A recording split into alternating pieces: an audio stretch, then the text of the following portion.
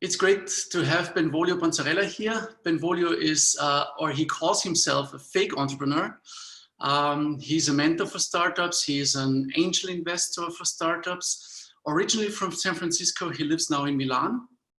And he basically used entrepreneurial techniques in order to develop solutions. And that approach somehow led him step by step to this mysterious name of a fake entrepreneur. And that's also the topic of today's webinar, Life as a Fake Entrepreneur. Benvolio, great to have you here, and the stage is yours. Enjoy. Thanks a lot.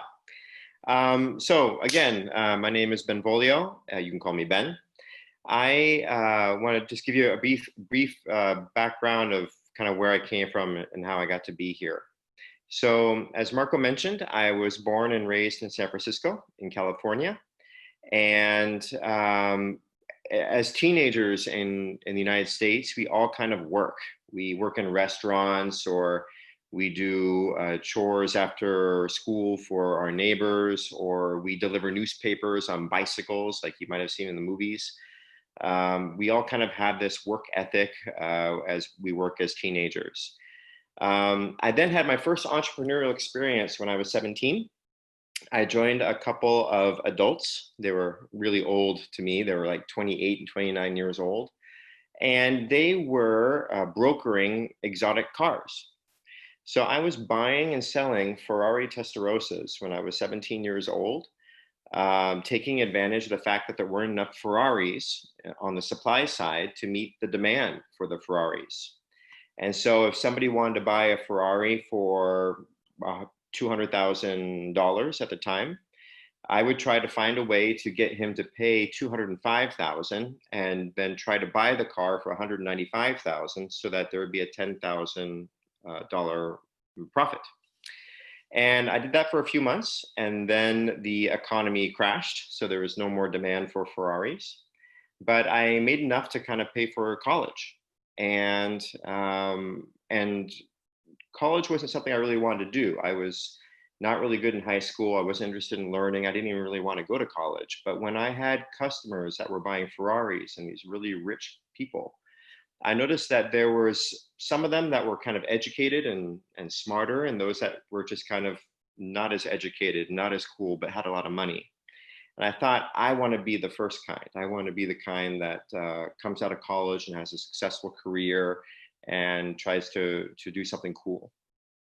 So while I was in college, I got to do a Erasmus, and I discovered that Europe was a fun and cool and dynamic place to get to live, and I really wanted to work here. So I worked really hard and moved myself to Milan, and this was 20 years ago, and I've been here ever since. And in that time, most of my time, I have been the person that companies call to open up their businesses in Southern Europe, specifically Italy or Greece and Turkey. So this first time that I got to do this was a company called Belkin, a California company. So it was very close to my heart. And they make really interesting computer accessories. And I was always interested in tech, so I thought that would be fun. They were really successful in Europe, but they hadn't opened yet in Southern Europe, in Italy or Greece or Turkey. And they asked if I wanted to do that. So from nothing, from zero, I had to assemble a sales team, assemble the legal team, assemble accounting, find the offices, build the whole business with the exception of the products themselves. And this was extremely difficult. It was harder than I thought it would be. And so I had to apply this kind of entrepreneurial spirit to everything that I did every day. Spending the money and the budget that we had as if it were my own money, and taking care that the people that I hired were really the right people who would do their best as if it was their own company too. So we created a very entrepreneurial environment in Belkin in all the countries that we were in, and including the one that I started and ran. So this was kind of my first experience, not as an entrepreneur, but as a fake entrepreneur, which I define as somebody who does all the entrepreneurial things, but for somebody else. And so this kind of led me to the idea that maybe I'd be good at that. And I have continued to do so ever since. After Belkin, I decided that I wanted to work with a friend of mine and start a high-end audio speaker company. And of course, we failed. These were speakers that were really well designed and really good, and everybody loved them, but we were building them in Italy. So the costs were really high and the margins were really low. And so while MediaMarkt and Apple really wanted to buy the speakers and sell them in their stores, they wanted to earn money too, and we didn't have enough money to pay them for the channel, the distribution channel that they represent. So the company failed, and I decided, you know what, I better go back to doing what I was good at. And this led me to a company called Just Eat. Just Eat is, I think you guys have in Germany, Lieferando, and in Austria too. Anyway, it's an app where you can go online and order a pizza or Chinese or sushi for delivery to the home. Something I'm sure that all of you are doing a lot these days, or hope you are. And they were really strong in the rest of Europe, in France and Spain, the UK, but they hadn't yet opened in Italy. So they asked me if I wanted to do that. So we did. And again, all I had in this case was the product, and the product in this case was the app, the marketplace online, the website. And so from zero, we had to go and knock on all the doors of the pizzerias and the Chinese food shops and the sushi bars and stuff to get them to want to take orders from us, from customers, so that they could deliver their food to the consumers that we brought them. And Italy was kind of a tough place to work in. And I found that we really had to solve some basic problems that the other countries didn't have to solve.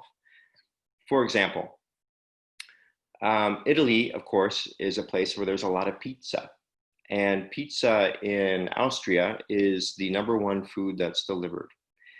But Italians and Austrians can only eat 1 or 2 pizzas a week. And because it was expensive to get the consumers to come to our website, we had to find a way to get them to want to come to our website more frequently and to order more often. So we really had to work on finding other foods that weren't pizza.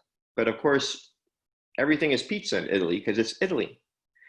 So what did we have to do? We had to go and really focus, not on pizza, but on Chinese food and sushi and kebab and all the other kinds of foods that are delivered to the home. And because there were so few of them, we really had to be successful in getting them to come on board and to sign contracts with us. So that really meant, in short, really focusing on the Chinese community of Chinese restaurant owners. And this presented a particular cultural challenge for us. We found that many of the Chinese restaurant owners had just immigrated from China, and maybe they didn't speak Italian or didn't speak Italian very well. And my sales team, which I assembled and trained, of course, they didn't speak Chinese, they speak Italian. So what we did was we had to find a way to win the trust of the Chinese restaurant owner community.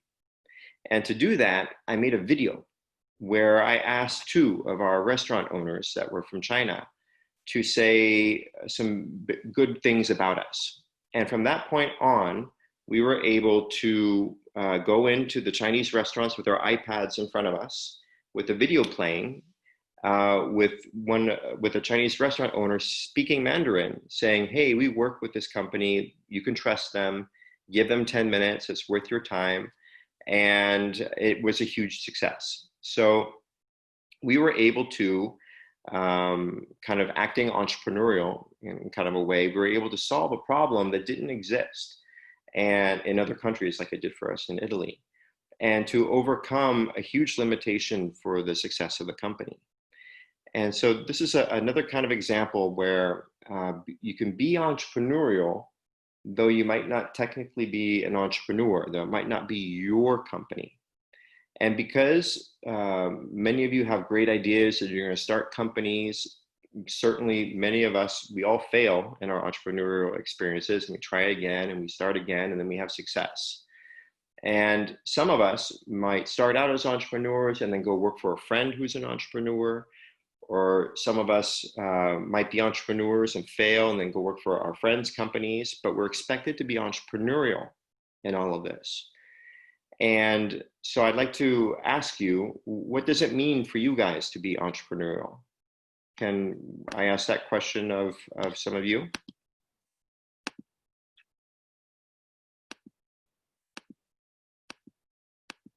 Does anybody have any ideas about what it means to them to be entrepreneurial, if not to be an entrepreneur?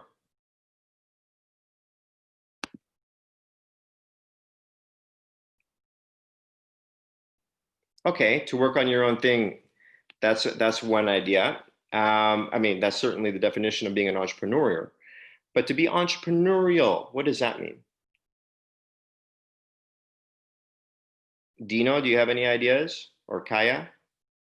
To be innovative, creative, says Kaya, and think things differently. That's exactly right. So what the big message here is that you can do these things. You could be innovative, you can be creative, you can think things in a different way, as Kaya says, but you don't necessarily have to have your own company to do that. So let me give you another example. Again, in Just Eat, this is part of a big group. They're in like 10 countries, and there were 10 people like me in each of these countries running the business. But not all of them had the same kind of consumers. We had, in Italy, people were really using Facebook a lot. And they were ordering food mostly from their iPhones. Whereas in France and in Spain, they were logging on to the website to www.justeat. So in Italy, I thought, geez, we really got to make an app for the iPhone. And for some reason, the other countries didn't have one. So I was the first to do it. And we won all kinds of awards for best app of the year in Italy and stuff like that. And that was really cool. But what was really interesting was that people were ordering pizzas at different times of the day than before. And so we were able to see that Mrs. Rossi, after work, would get into the elevator and go down to her car and drive 30 minutes to go home. But while she was still at work, before going home, she would order a pizza with the app on Just Eat, because maybe she would wait to get home to do that on the website. With the app, she was able to do so on her way home. And this changed the way Italians were ordering from us. And it was different than all the other countries. They were ordering earlier from us. And this allowed us to take more orders, and allowed the pizza restaurants and the Chinese food restaurants and sushi restaurants to organize the deliveries better. It changed everything for us. And so the rest of Just Eat then developed their app, and the business completely flipped around from 90% website and 10% mobile phone site to 90% app and 10% website. And this completely changed the way we order food. So that was a really fun and kind of entrepreneurial thing to do.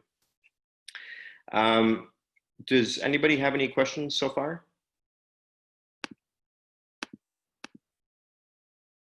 I think we're good so far. Okay, great. So what I want to really kind of drive home is that in the experiences that I've had, both as an entrepreneur and as kind of a fake one, working for companies, the common theme, the common denominator is that you're always kind of 100% responsible, even when you're working for a friend or working in a larger company. When you have the kind of responsibility over costs, over sales, over profit margin, when you're tasked with success, even though there are market challenges in front of you that might be different from other companies or in other countries, you become accountable to a degree to which you need to solve problems in a creative way. And for me, that's part of the definition of being entrepreneurial, proactively solving problems in a creative way.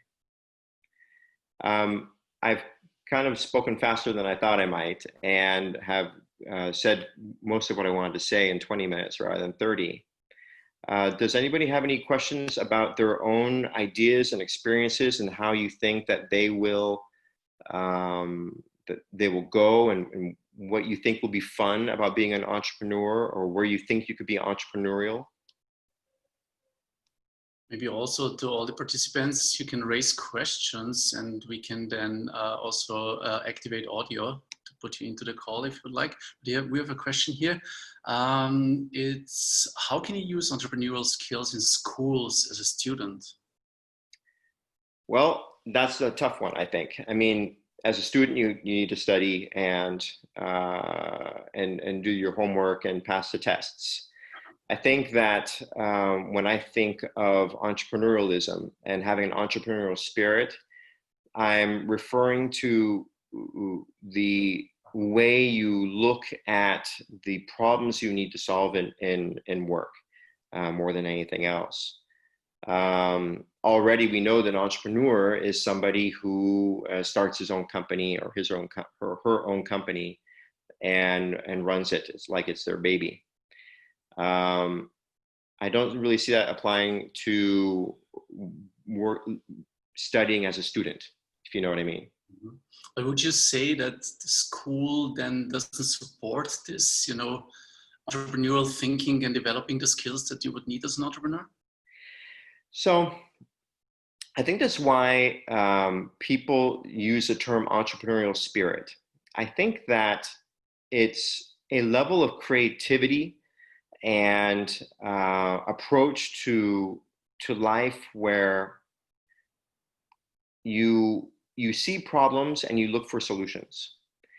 And I think one of the big lessons I had in life, it came when I was a business consultant at the very beginning of my career. We had to answer questions for which there weren't any answers today.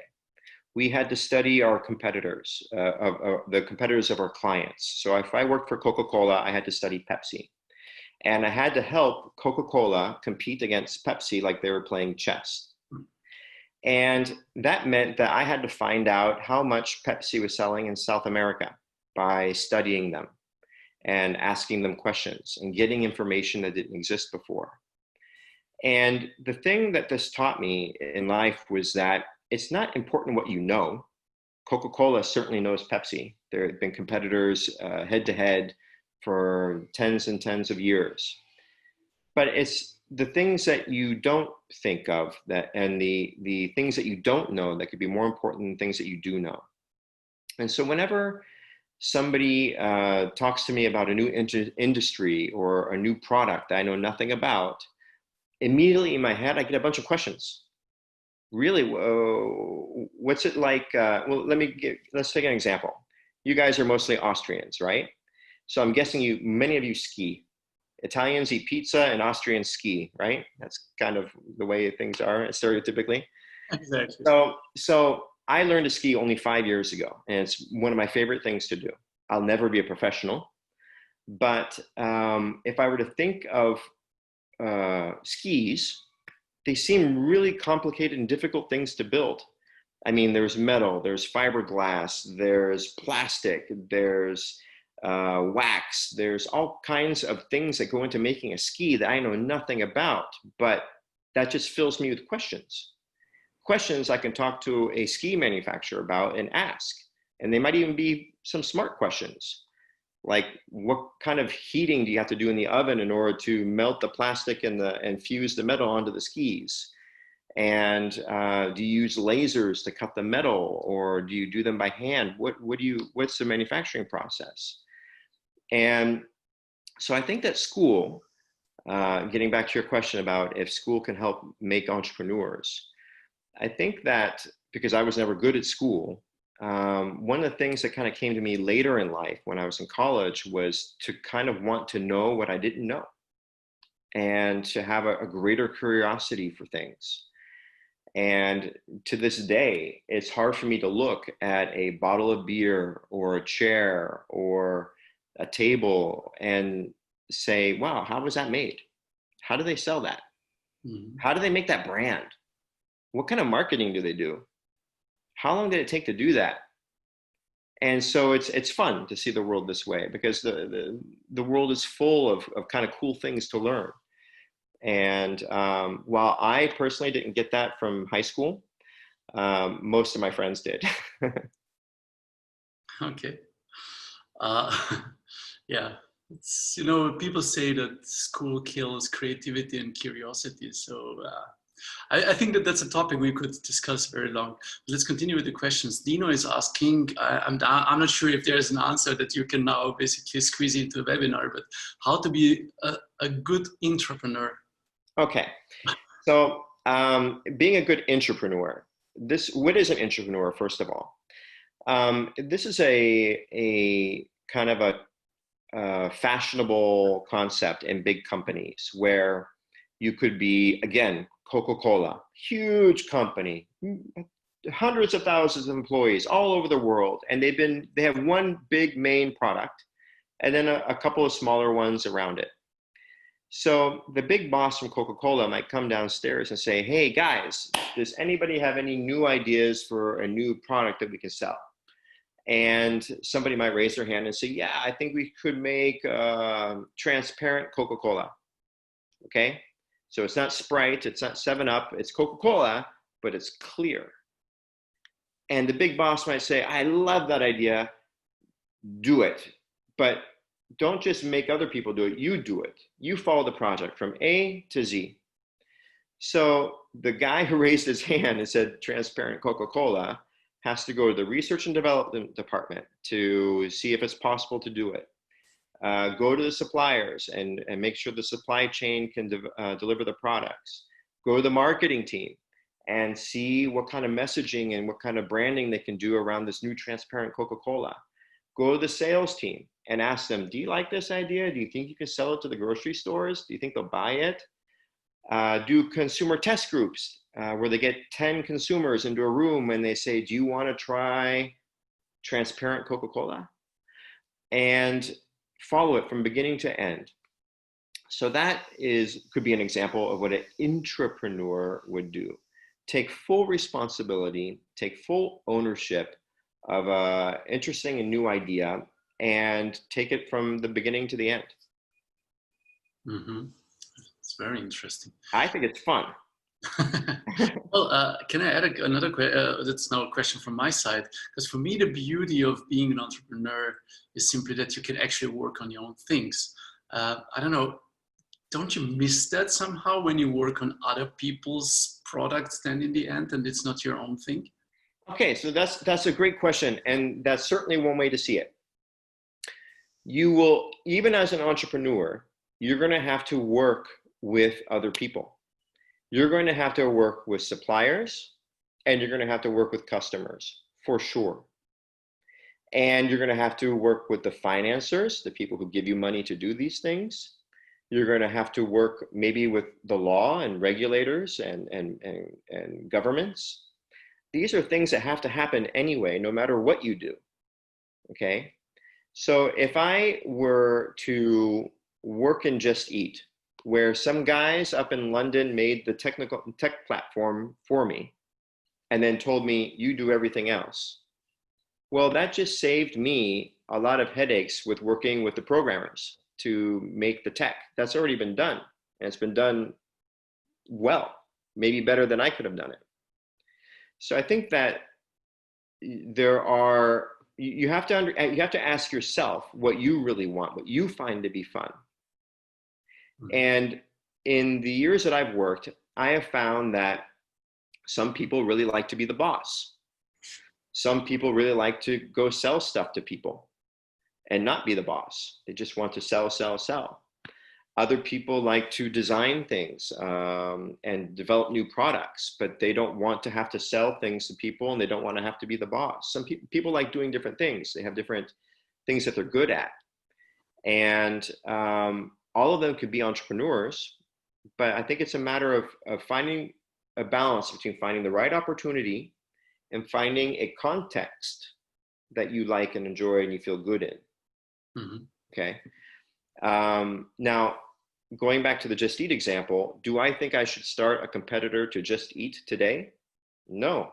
They're the #1 market leader 1 million times over. They're worth 8 billion euro. I don't know if it's a good idea to start a competitor to Just Eat from zero today. And that might be something that I would stop myself from doing. But because there's so many other cool little opportunities out there to go and do. In fact, I'd like to hear some of yours. Dino, Kaya, Lucia, do you have ideas? We have something. I mean, we have a couple of questions here. If we can continue with that. Otherwise, yeah, in the meantime, you can think about what kind of ideas you would like to share. So let's Edith has a question. What are the main cultural differences for entrepreneurs in Europe and Italy versus the States? Oh, yeah. So great question. I think that some of the things that I found in Italy certainly is that and I say this as an angel investor and as a mentor for a lot of small startups, they tend to have a big idea, but they look at it from the perspective of just their local marketplace or local market. So I'm going to make this really cool new product and sell it to the Italians. And sometimes with the investment that's required, you need to address more people, more customers, and that means more markets, more countries. And so I oftentimes find myself, when working with Italian entrepreneurs, to quickly have them kind of broaden their horizons and look at Europe as a continent or the world as their marketplace, and to kind of dream big rather than have a nice big idea but sell it to a limited and small number of people. In the United States, there's this one huge market, not 10 or 15 small markets like in Europe. So it tends to be culturally more of I'm going to have a big idea and sell it to a lot of people immediately kind of mentality. And so this is one of the big things I found is different between the United States and Europe and Italy specifically. Mm-hmm. Would you agree, Marco, of the entrepreneurs that you see in the DACH region? What do you think? For me, it's, yeah, I would agree. Yes, definitely. Yeah, I think, where should I start now? I seriously think that the mindset is probably the biggest difference that you can see here in Europe, and especially that, I mean, I used to live in San Francisco, and in San Francisco I always had a feeling of everything is possible. Whenever you come up with an idea, you will find people who support you. You will find the structure that will support you, and you can do your own thing. And like in minutes, you have set up your company. I mean, I'm exaggerating, but basically that's the way it works. And here in Austria, you know, setting up a company, it takes months and it's thousands of euros. And yeah, it feels way easier, and you get on different levels, different support in the United States. So yeah. Yeah, it's a different market for sure. Yeah, totally. I have here two questions that I would like to combine. One is from Lucia. She's asking, how do you know you're onto something good? And then a similar question, how do you come up with your entrepreneurial ideas? So do you have any process or tools or approach that you use? Okay, I'm going to answer the second one before the first one because they are good to combine. So I think that one of the reasons why I've been considered a fake entrepreneur is because I sometimes think too much about the idea that I have. And I start to think about the second, third, fourth, fifth steps beyond the business plan. And I might find that maybe the math isn't good. Maybe the numbers aren't good. Let's take the speaker company, for example. And I'll now also kind of answer the first question. I love music. Music is the best thing in my life. And to have a good set of audio speakers would be really cool. So a friend of mine and I developed these really cool, really powerful, really good speakers, but the math wasn't good. The costs were too high, and we couldn't get the costs down because in Italy, it costs a lot of money to make things by hand, made out of good wood and with good speaker cones and stuff. I mean, this stuff was really expensive. And so if it costs us 700 euro to make a speaker, how much could we sell it for? Well, we were really hoping to sell them for 1,000 or 1,200 euro. We should have been selling them for 5,000 euro, because in that little bit of 300, 400, or 500 euro of margin, we couldn't afford to give MediaMarkt the commission to sell our products in their stores. We couldn't, Apple really loved these speakers. They wanted to put them in all the Apple stores, but they wanted 50% margins, which just weren't in there. So to answer the second question, my process is to develop a plan after I have an idea, kind of look at all the pieces of the puzzles, the suppliers, the customers, what kind of marketing will be required. I try to understand how much that stuff will cost. And then I put it into a spreadsheet and a calculator, and I come out with a number. And that number might not be good. So I might take that idea and put it aside and look for another idea, which gets me back to the first question. When you're onto something good, if my process is not a good one, and again, it stops me many times from starting new things, I think that when you're onto something good, it needs to start from a place of passion. You need to really like what you want to be able to do, or the changes you want to make in the world, or the people you're going to be working with in order to do this idea in your business plan. Okay. So if you wanted to make ski boots, well, you should probably be passionate about either boots or skiing. And if you're Austrian, it might be both. So that would be a good start. And but as you dig into it and you understand what it takes to build these ski boots and to distribute them, you might find that maybe there's too much competition, so you put the idea aside, or there's a big opportunity there because there's only one or two big brands and you have a really cool new idea of making boots that are different than theirs.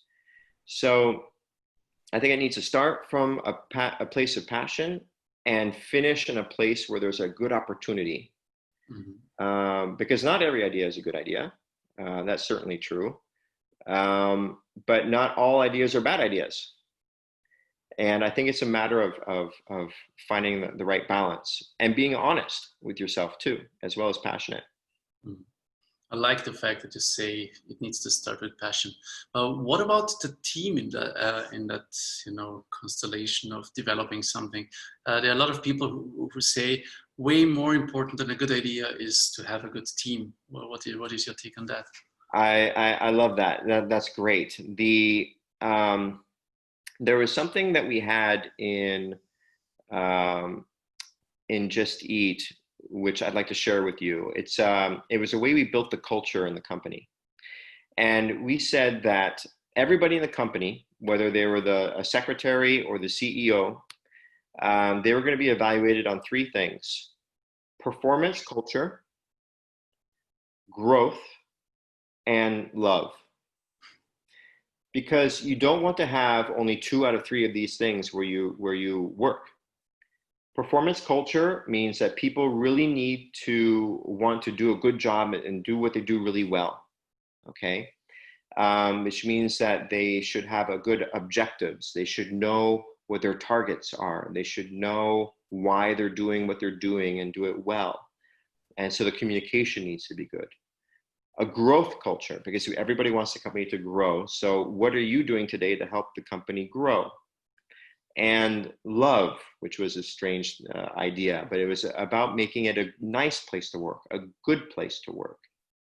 And I want to share that with you because I think that when you can have a great team of great people who are brilliant and manage them really badly if you're not careful. Mm-hmm. You can have a team of really smart people, and if you don't let them do what they're good at doing, because you're not good as at delegating as a leader, or you're not good at sharing your vision as a leader, or you're unable to get a cohesive objective that's shared amongst everybody as a leader, then those good people are not going to be happy and they might leave. So yes, having a great team can be more important than having a good product, because the product will come after you have a good team. But you need to assemble and manage that team really well, and make everybody feel very involved, and make them all feel like they all own the company. Mm-hmm. Yeah, I totally agree. Dino is having another question. He's asking, is it better to learn and get smart? Well, in general, yes. Before you start your business, or should you just do and learn on the way? Okay, Dino, this is a fantastic question, and this is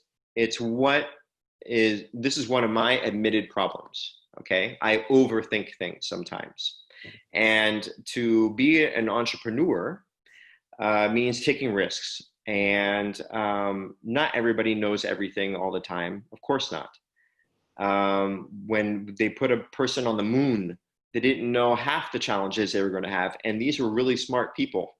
Smarter than me, smarter than most of us. So they found new challenges and new problems on the way, and they had to be entrepreneurial to solve them. They had to be creative thinkers and critical problem solvers under considerable pressure, because there were people's lives at risk. So I want to say 50-50.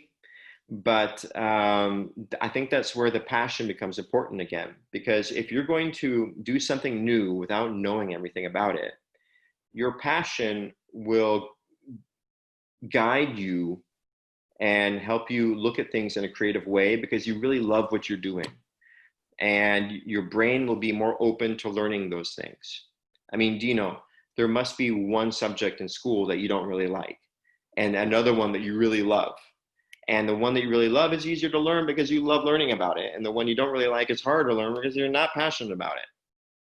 So I think it's like this in all aspects of life, but certainly when starting a company. Mm-hmm. Yeah, great answer.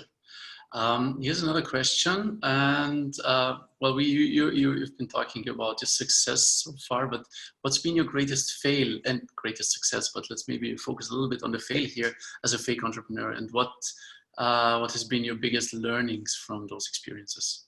Okay, let's see. Let me think about that one. The successes that I've had have the thing they had in common was about surrounding myself with great people. So going back to the team, I think that the failures that I've had have been when I was learning how to manage those people. Getting back to this, the question from before. Let me share one example of kind of a management failure. We had a customer care team that would answer the phones and solve problems on the phones for customers. I also had a marketing team and a sales team, and the marketing and sales team, they were working together to create new promotions and new products and sell them and stuff, but we weren't letting the customer service team know about them. So when there was a problem, the customer service team would say, we don't know what's going on. We don't know how to solve your problem. And it made their job bad. Mm-hmm. They weren't happy. They weren't doing, they didn't feel like they were doing a good job themselves. And they loved the company. So they really wanted to do a good job. But for some reason, there wasn't good communication. So I thought, we'll make a newsletter. And so I had the sales team and the marketing team each write a paragraph, and we put it in a newsletter, and we gave it to the customer service team every week so that everybody knew what was happening. But the customer service team didn't read it because they didn't like reading the newsletters. The newsletters were boring. So, okay, I failed. I failed to bring the entire company together and let everybody know everything all the time. And the solution to this was to have meetings where everybody was present, short, but all hands on deck. Everybody in the company in one room at one time. And for 10 minutes, the sales team would talk. For 10 minutes, the marketing team would talk. For 10 minutes, the customer service team would talk. And everybody knew everything all the time. And that kind of got us through that failure. Other failures, well, again, if I were to go back to the speaker company, it was not pricing the product appropriately.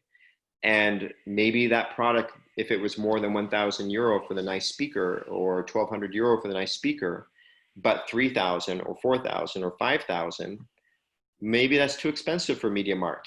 Maybe people don't buy those kinds of speakers at MediaMarkt. It's too expensive for that kind of place. It's too expensive for Apple.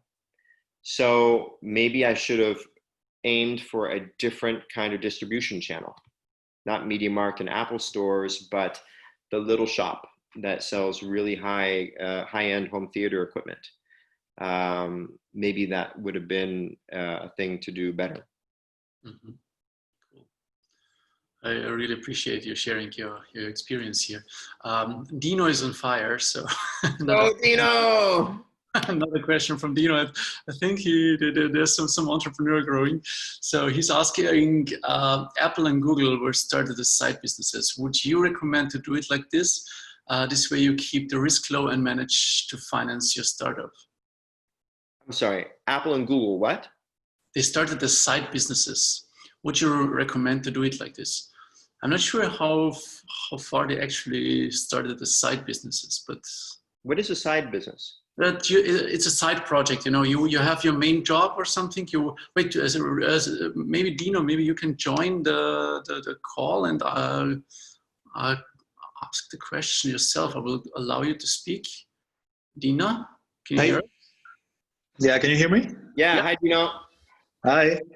Well, I read the biography of Jobs and I read some articles about this stuff.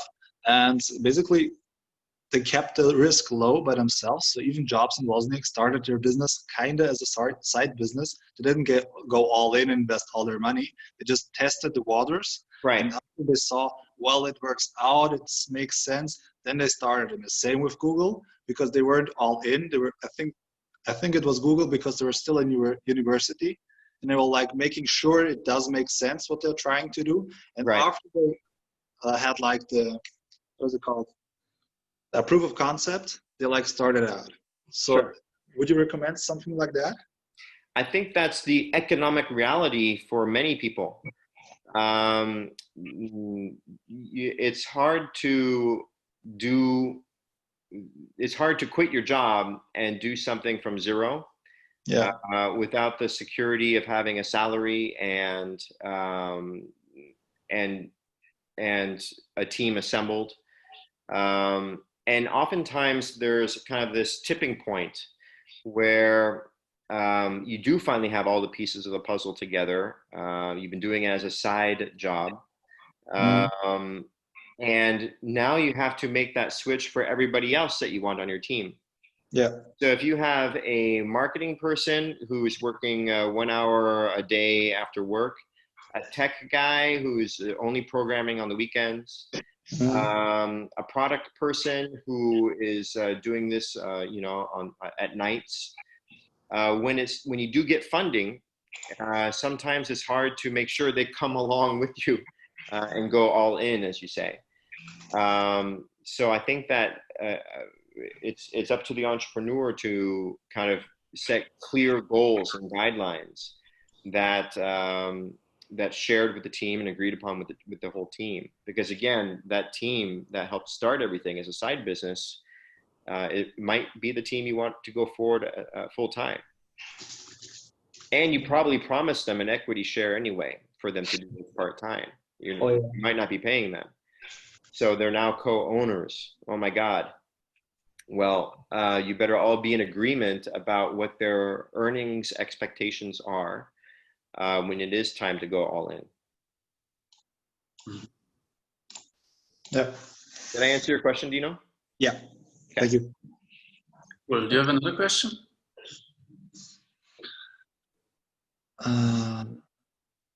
You don't have to, so yeah. Well, well, I mean, there's a lot of things we can talk about. I mean, we could talk for hours. What about Peter or Marco? Come on, Selena. I know you got a question in you.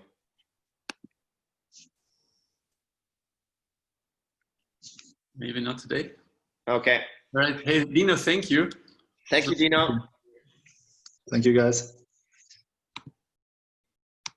So, all right. Maybe one final question out of this entrepreneurial world, because you also say that you're an angel investor, and it's creating businesses is also about money. So my question is: do you also take shares when you build those companies for others? Yes. When it's a larger company, it kind of depends on their stage of growth, right? Coca-Cola might not give you shares in the company because they're too big. But if there's everything to do, meaning you have to start it from scratch in your country or in your market segment, or as an intrapreneur, you're going to be starting something from A to Z. Well, then, yeah, they better give you an equity interest and incentive and making it successful. So for sure, absolutely. Okay. But is this question as a person working in a company or as an angel investor? No, as a fake entrepreneur, basically. Yeah, I've always had an equity stake. Okay. So, for sure. But also as a mentor, oftentimes startups will offer me a small percentage in order to give them advice. Sorry. No worries. Okay, that's interesting, because I also said that the beauty of being an entrepreneur is to work on your own thing, but with that it actually also becomes somehow your own thing, because you have right. So, okay, that's interesting. All right, maybe one final and maybe a slightly more personal questions. I love San Francisco. I've been there many times. I lived there. You said you grew up there. Are you planning to go back someday? So I would love to. Kind of the joke I tell my parents and my friends there is that I can't afford to go back because it's so expensive. It's a joke, but you really need to have a $300,000 salary in order to live and work there and be middle class with a Honda Civic, and I think that my quality of life living here in kind of the center of Europe, being positioned in Milan, the fun I've had over these last few years, and of course the COVID-19 changed it, but I could be at a birthday party in Vienna in an hour, or go to a soccer tournament in Spain in an hour and a half with an airplane. So I think that it's more diverse and fun and dynamic for me here in Europe than it would be for me in the States. And but having said that, I do go back several times a year and watch the sunset from my spot on the hills in California and eat fish tacos. And I have all my little stops I make and the friends that I see in California. So I live kind of in two worlds. Okay, cool. Yeah, I totally get that.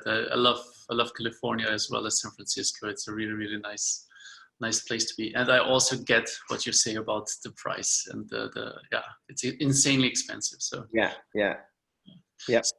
Hey, Benvolio, thank you very much for being with us today. This was my pleasure. Really, really cool. I love the conversation. Thank you for sharing your insights.